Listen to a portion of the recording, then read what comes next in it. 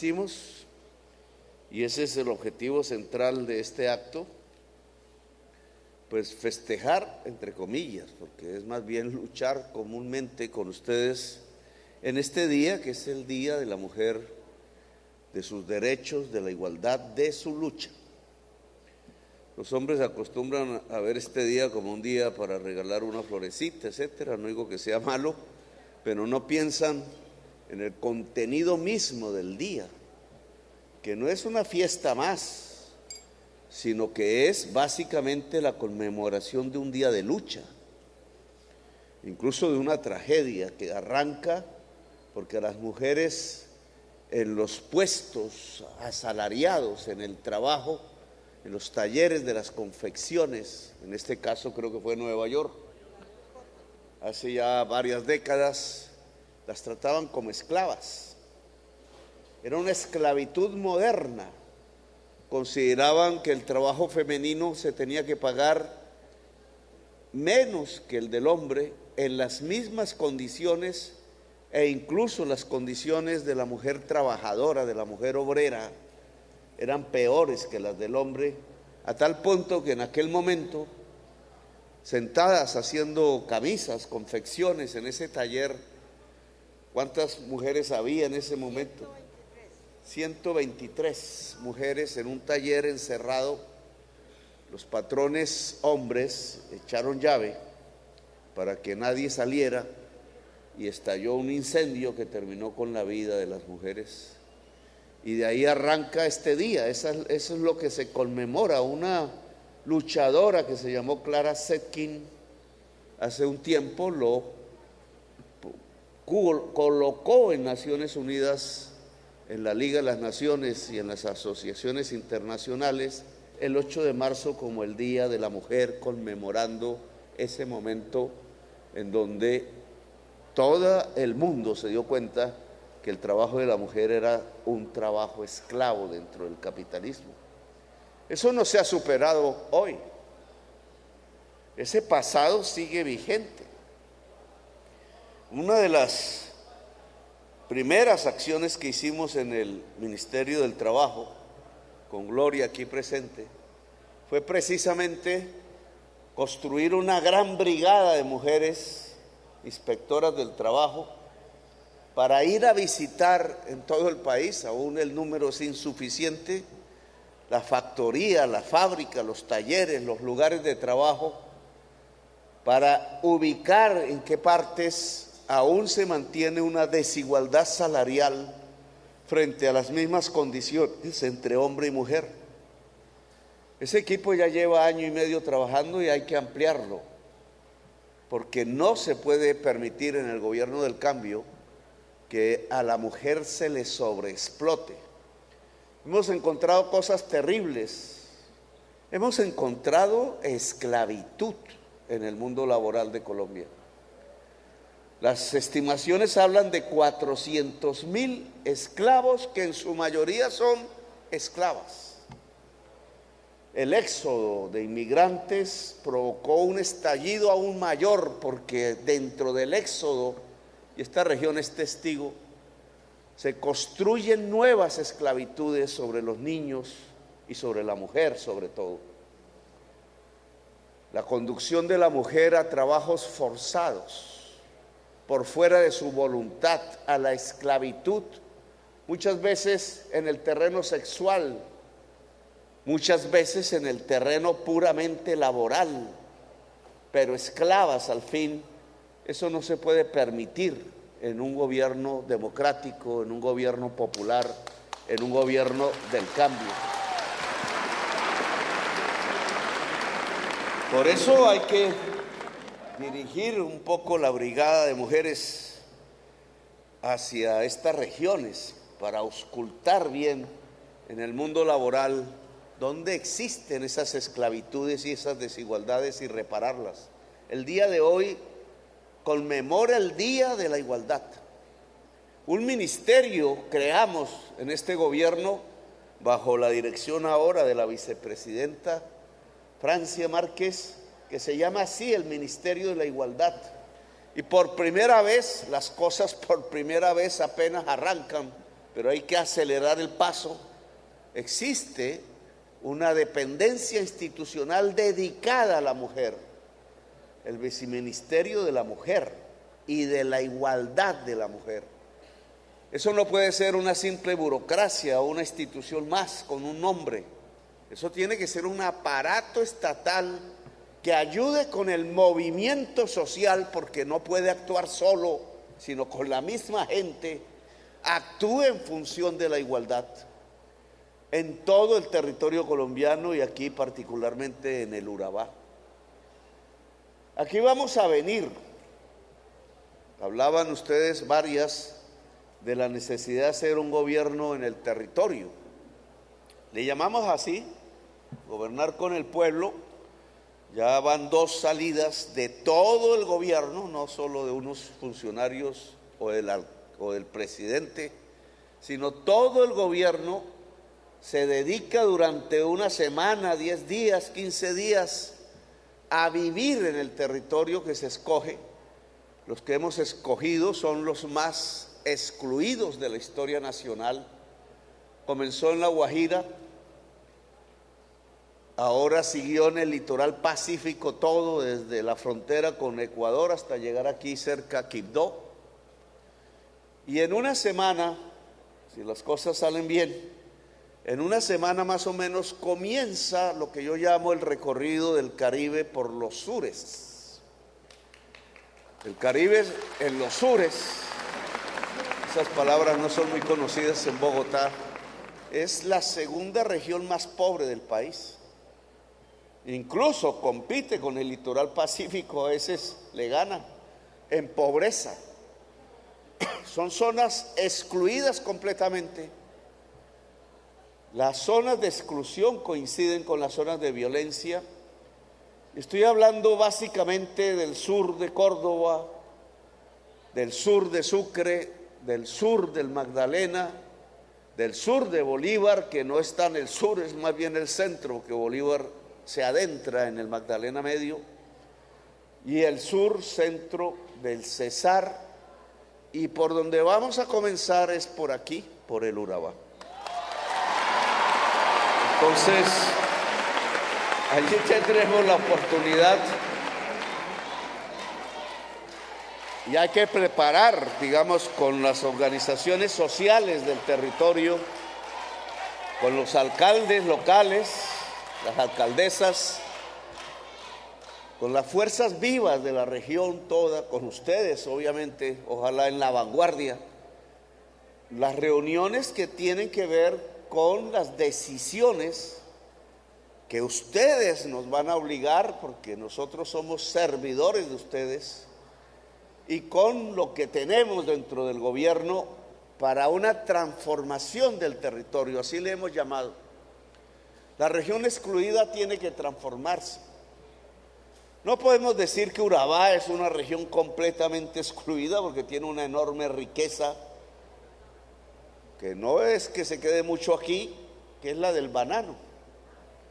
Los puertos, hubo un desarrollo del trabajo asalariado por decenas de miles, la utilización productiva de la tierra, la concentración de la riqueza que deja buena parte de la población excluida también dentro del Urabá, y una historia de violencia que ustedes conocen mejor que yo, que ha pasado por diferentes fases de la misma historia de la violencia nacional, y sobre la cual tenemos que actuar en el sentido de que cese definitivamente y que las víctimas puedan ser indemnizadas. Yo le he pedido al ejército, por ejemplo, al ejército actual, que trate de ayudarnos en la construcción de las vías que llamamos terciarias o campesinas o locales, que son las vías del campesinado, que no es la gran troncal de 2 calzadas para arriba y para abajo. Ojo, a veces por dedicar la plata en eso, no se le dedicó la plata a las vías comunales. Y aquí queremos que eso se desarrolle en contratación, sea con los municipios, transparente, o sea, con las juntas de acción comunal, como organizaciones que hay en el territorio, para que la plata no se diluya por ahí, no se desaparezca, como tiene costumbre la plata pública en Colombia de desaparecer. Aparece después en otros bolsillos a donde no estaba destinada. Entonces vamos a realizar, ya veremos si en turbo o en apartado, etcétera, ya la organización dirá dónde, pero tenemos que alistar. Aquí hablaban del acueducto regional de agua potable, que a mí me parece lo primero, por la concepción que tenemos. He averiguado algo, aquí hay que ponerlo sobre el tapete, hay que tener el proyecto, obviamente. Hay dos proyectos, uno vale $1 billón,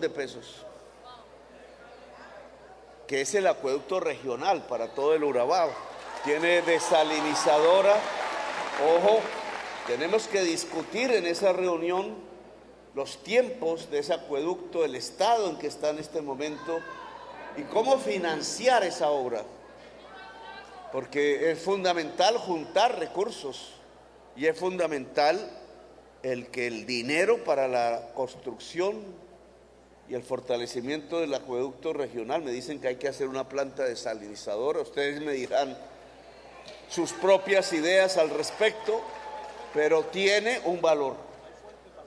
Bueno, hay otras fuentes de agua dulce en otras partes, pero ustedes ahí, para esa reunión, quiero que lleven la propuesta y las demás propuestas que puedan surgir de la región, porque se trata de transformarla en función de la gente excluida de la región.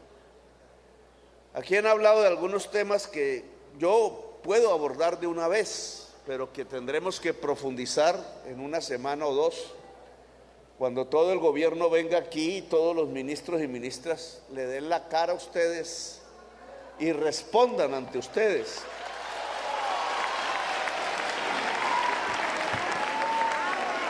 Uno de los temas que se ha tocado aquí es la reforma agraria. La reforma agraria es el primer punto del acuerdo de paz firmado entre el gobierno de Santos y las FARC.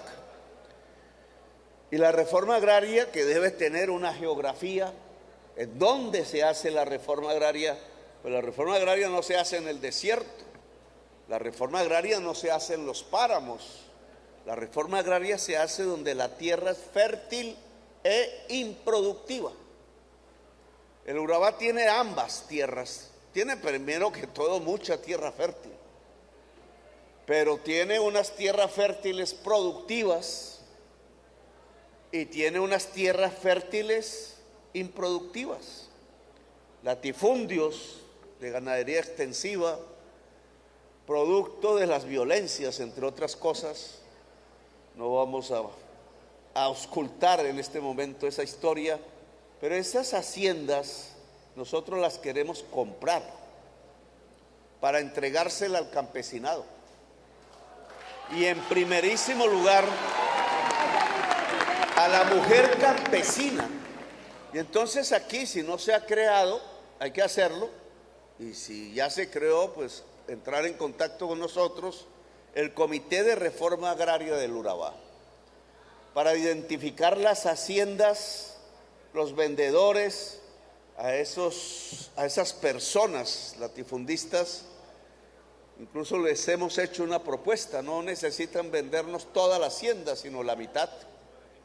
Si son capaces de vendernos la mitad, nosotros le damos crédito para que en la otra mitad se vuelvan más productivos alrededor de sus actividades ganaderas, pero en la mitad que nos vendan a precio de mercado, no a precio de especulación, entonces nosotros podamos entregársela en primer lugar a la mujer campesina. A lo mejor allí se sembrará pues alimentos, que es lo que queremos, alimentos, plátano seguro, y otros alimentos que ustedes mismos nos ayudarán. El Banco Agrario entonces tiene que estar aquí presente en este momento está, ¿cierto? Para que esa tierra que se entregue no quede pelada, porque al final el problema no es tener solamente tierra, sino cultivar la tierra. Y para cultivar la tierra hay que tener instrumentos, capital, semillas, insumos, etcétera, y saber hacerlo. Entonces, este acuerdo sobre la reforma agraria en el Urabá, que básicamente será femenina, una reforma agraria femenina, pues tiene que comenzar de una vez. Yo no he venido aquí la primera vez a entregar una finca, una hacienda, es decir, aquí hemos quedado silenciados. Y yo creo que la paz empieza a construirse es cuando hay justicia social en realidad. Y justicia social es que la gente pueda, digo, enriquecerse en la medida en que pueda vivir bien, en la medida en que sus hijos puedan vivir bien, en la medida en que la vida se vuelva digna, intensa, feliz en cierta forma, aunque los momentos de felicidad siempre son gotas y perlas que siempre tenemos en la existencia. La felicidad a veces está en solucionar problemas, en abarcar los problemas y darle solución. Y en el tema agrario, en la producción de alimentos, sí que tenemos problemas, pero sí que puede haber soluciones. Entonces, este tema de la reforma agraria quiero dejarlo planteado en el Día de la Mujer aquí, porque me gustaría que hubiera un comité de mujeres campesinas que se denomine el Comité de la Reforma Agraria del Urabá, y que estudiemos en dónde, en qué lugares, qué haciendas, qué dueños de esas haciendas, porque son dueños hombres en general, pueden ofrecer las haciendas. ¿Qué haciendas son del narcotráfico y están en manos del Estado? Allá en la SAE, ¿qué haciendas fueron entregadas a las unidades, a la unidad de víctimas, se llama así, para ser vendidas, para indemnizar víctimas? Toda esa tierra que ustedes nos tienen que ayudar a identificar, porque les quiero decir, se la robaron desde el gobierno anterior y tras anterior y tras anterior. Se han perdido los bienes que, capturados al narcotráfico, pasaron al Estado y los políticos decidieron repartirlo, pero no a la gente, sino a sus amigos y a ellos mismos. Y entonces eso tenemos que aclararlo profundamente. Me cuesta algo de trabajo, tengo que decirlo, por todo lo que ha pasado, que yo mismo viví, pero aquí en el departamento vecino, que es el mío, el de Córdoba. ¿Para dónde queda Córdoba aquí donde estoy? Para allá. Bueno, allá en el departamento de Córdoba, pues hay un señor que se volvió muy famoso allá, que terminó preso por ser un jefe paramilitar, que se llama Salvatore Mancuso. De origen, su familia italiana, la mía también. Coincidimos, ambas llegaron a Córdoba hace tiempo, pero unos derivaron para un lado y otros derivamos para otro. Nosotros somos familias campesinas, no terratenientes. Y salí yo un poco raro ahí, terminé en Bogotá y me volví presidente. Y metí a los Petro en un problema. Por acá también hay Petros. Por aquí también hay, pero ese señor Mancuso, que acaba de venir, decidió regresar a Colombia, que está en libertad o a punto de estar en libertad por decisión de los jueces, al cual, independientemente del dolor que se produjo en el pasado, porque yo creo que una forma de poder pensar el futuro y la construcción de este país tan hermoso es que el dolor del pasado, los rencores del pasado no nos inunden ahora, porque nunca saldríamos del problema. Le he pedido que sea gestor de paz.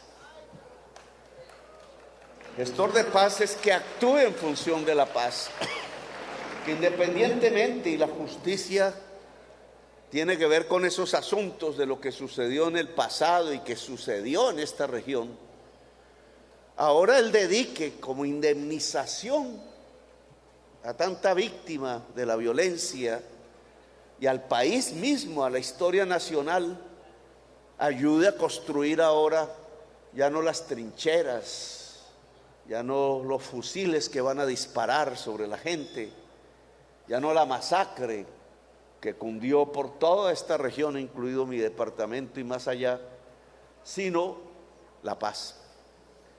Ojalá aquí pueda tener una actividad para ayudarnos a identificar, por ejemplo, cuántas haciendas entregaron ellos, para que yo pueda entregárselas al campesinado, para que puedan producir, ver si algunas se la robaron por ahí para recuperarla, porque la fuerza pública está para eso, una fuerza pública para la paz, y ver cómo los que aún mantienen su tesis de hacer negocios raros con fusiles al hombro, con pistola al cinto, puedan incluirse realmente en un proceso de pacificación que implica necesariamente que la región sea más próspera, que implica que la gente pueda vivir bien aquí, que implica que no haya más exclusión, porque al final la paz es transformar este territorio en función de la justicia social. Por eso aquí estamos entregando, y Laura no nos dio un informe, aunque ella ya deja el departamento que se llama DPS, de Protección Social. Allí decidimos concentrar los recursos para las mujeres que tengan niños menores de edad y elevar esos montos, porque ese programa existía antes, pero era casi una limosna.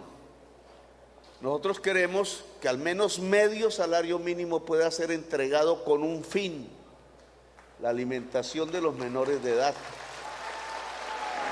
Para las mamás que están solas, las madres cabeza de hogar, de tal manera que el Estado pueda ser como ese compañero que no está, que no asume la función y la responsabilidad que debería asumir, y le ayude entonces a la mujer a criar sus hijos. A ese programa le llamamos Renta Ciudadana, y aquí en el Urabá está extendido. Ya muchas mujeres, no sé qué número tengas exactamente, me lo das, pero muchas mujeres ya están recibiendo transferencias que no son para la pereza, ojo, son para criar los menores de edad, porque si esos menores de edad se crían en el afecto, no en la desnutrición, no en la sed, no en la carencia, pues vamos a tener ciudadanos y ciudadanas dentro de 20, 30 años absolutamente constructores de democracia y no constructores de violencia, como hemos tenido en las pasadas generaciones. Ese programa entonces ya está instalado aquí, es para la mujer. Esas mujeres deberían organizarse también, comités de la renta ciudadana, para que no se nos pierda la plata en donde no debe ir. Muchas veces cuando uno recorre el territorio ve a la mujer pobre y le pregunta: ¿y usted está recibiendo ayuda del Estado? Y no. Y muchas veces esa ayuda del Estado está yéndose a personas que no lo necesitan, que pueden defenderse solas, y le están quitando el apoyo a una mujer que sí lo necesita. Por eso debe haber una veeduría o un comité que nos ayude a ver en los listados que no nos equivocamos. Ahí en el Congreso, y es responsabilidad de Gloria, responsabilidad limitada porque es de todo el gobierno, se ha presentado al Congreso de la República un proyecto que tiene que ver con las pensiones de Colombia. Lo critican siempre los grandes medios de comunicación, porque los propietarios de los grandes fondos privados de pensiones son propietarios de medios de comunicación. Esas son las realidades de nuestro país. Pero si se aprueba esa reforma pensional en el Congreso de la República, tengan ustedes la certeza que cada mujer que hoy sea ama de casa, como llaman, independientemente de si está sola o no. Cada mujer, por el hecho de trabajar en su hogar, trabajo que no es reconocido salarialmente, pero que es trabajo, es un trabajo desconocido en la sociedad machista. Sin ese trabajo yo no estaría vivo. Mi mamá se dedicó a criarme y a criar a mis hermanos. Yo me acuerdo cuando era niño y se levantaba a las 5 de la mañana a prender una estufa de carbón para que pudiéramos desayunar y salir al colegio. Ese trabajo, ¿qué? Y no era un día, eran todos los días. Y no era solamente eso, sino lavar la ropa, estar vigilante con la salud de los hijos. Un trabajo permanente, más extenuante incluso que el del hombre que llegaba a descansar en la cama. Ese trabajo que llamamos trabajo del cuidado, trabajo de la vida, que no es remunerado, ese trabajo, si se aprueba la reforma pensional, va a generar el derecho a la pensión o a un bono pensional. Toda mujer en Colombia. Esto no aparece en los debates, pero si el gobierno deja de subsidiar lo que los fondos privados de pensiones no hacen, podríamos tener los recursos para garantizar que 3 millones de adultos mayores, la mayoría mujeres, y la mayoría mujeres que ya pasaron por ese trabajo de cuidar a sus hijos, quizás a su marido, quizás su marido no le respondió y tuvo que cuidar sus hijos solos, tenga el derecho a pensionarse o tenga el derecho a un bono pensional. La mayor parte del beneficio, si se aprueba la reforma pensional, es la mujer adulto mayor, porque son la mayoría de los adultos mayores. Y en esa misma perspectiva, las mujeres que hoy menos adulto mayor, pero que van llegando a esa edad, entrarían a tener ese derecho, así no hayan pasado un año en el trabajo asalariado, pero hayan pasado toda su vida en el trabajo real, que es cuidar el hogar, que es cuidar de la vida, que es cuidar de los hijos, que es cuidar de la existencia. La sociedad tiene que devolverle eso a ella cuando ya sus fuerzas se agotan, cuando se vuelve vieja, aunque esa palabra dicen que no debemos usar, pero ya no puede hacer exactamente lo mismo que hacía antes, quizás cantar, quizás bailar, quizás pensar, quizás leer o quizás hacer poemas, pero a esa mujer hay que devolverle lo que hizo por este país al cuidar su propio hogar, y eso se llama el derecho a la pensión. Y estos son los puntos que yo quería tratar este 8 de marzo, que tienen que ver con la mujer y con lo que estamos haciendo. Aún tendríamos que hablar, por ejemplo, de la violencia contra la mujer. No es solo el asesinato, que de por sí pues, es gravísimo, lo que se llama el feminicidio. 600, dicen, se cometieron en un año. Pero es la violencia diaria. La violencia en el hogar, no en todos obviamente los hogares, pero sí en muchos, en donde la mujer vive bajo el miedo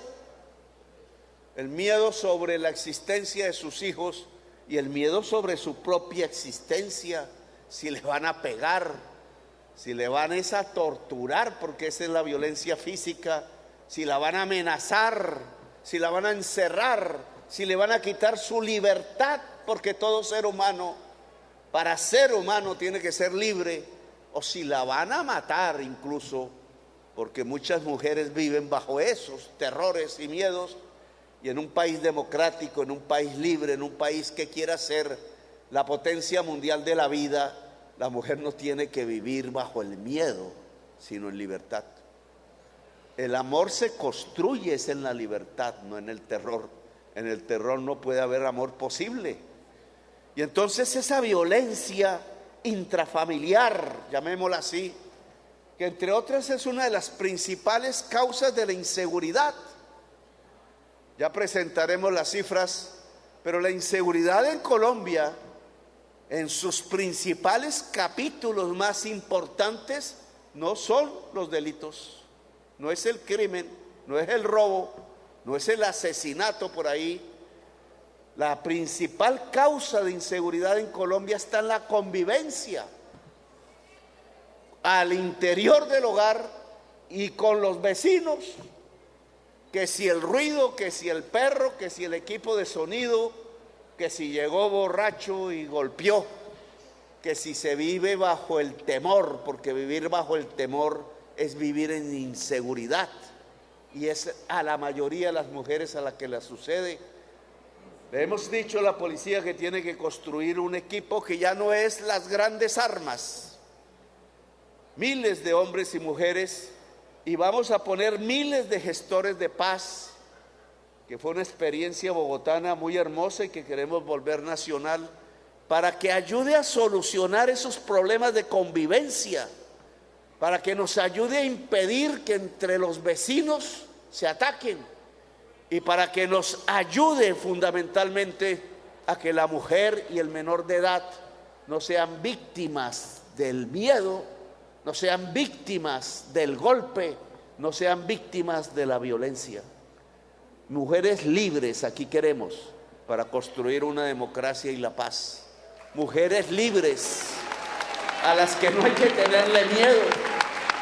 A veces el hombre, muy cobarde, a veces le tiene miedo a la mujer libre, le tiene miedo a la mujer que se educa, que es inteligente, que es emprendedora, que es capaz de gobernar incluso a su comunidad, como aquí vimos. Ese miedo hay que quitárselo de encima, porque ese miedo es el que lleva a la violencia. La violencia es el producto del miedo del hombre cuando encuentra que la mujer es libre. Quiere aprisionarla, esclavizarla, y no es posible en el siglo XXI.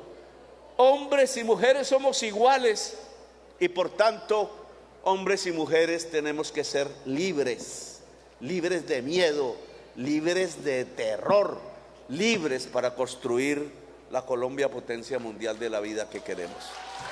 Gracias por haberme escuchado. Aquí volveremos entonces, ya coordinaremos bien para comenzar nuestro gobierno en el territorio, en la región del Urabá. Prepárense ustedes para discutir los proyectos y los programas concretos. Gracias, muy amable.